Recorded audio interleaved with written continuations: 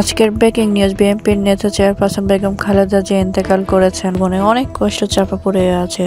2013 সালে শেখ হাসিনা ক্ষমতায় আসার পর থেকে তাকে অনেক ভোগান্তিতে ভুগিয়েছেন। শুধুমাত্র তাই নয়, তার কারণে খালেদা জিয়াকে তার নিজের সন্তান কোকোকে হারাতে হয়েছিল।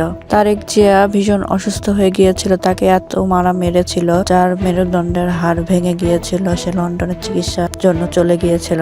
খালেদা জিয়া দ্বিতীয় সন্তান কোকো থাইল্যান্ড মালয়েশিয়ার একটি হসপিটালে ইন্তেকাল করেন। 2013 সালে শেখ হাসিনা তাকে এতটা টর্চার করেছিল যে তাকে দুই সন্তানকে নিয়ে দেশ ছেড়ে চলে যেতে বলেছিল। খালেদা জিয়া তখনও গান পয়েন্টে থেকে বলেছিলেন, আমি এই দেশ ছেড়ে কোথাও যাব না, এদেশ ছেড়ে যাবার মতো আমার কোনো জায়গা নেই, আমি এই দেশের মাটিতেই থাকবো, যা হবার তা হয়ে যায়।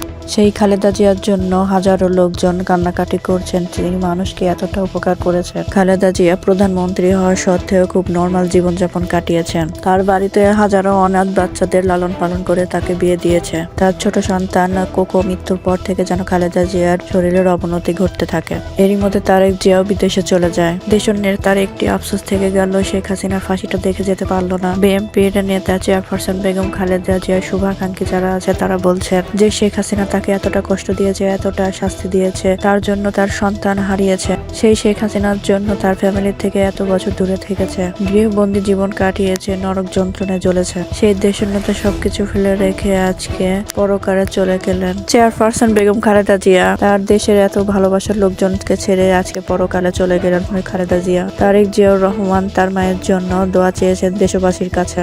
নতুন নতুন ভিডিও পেতে চ্যানেলটি লাইক এবং সাবস্ক্রাইব করে পাশে থাকবেন।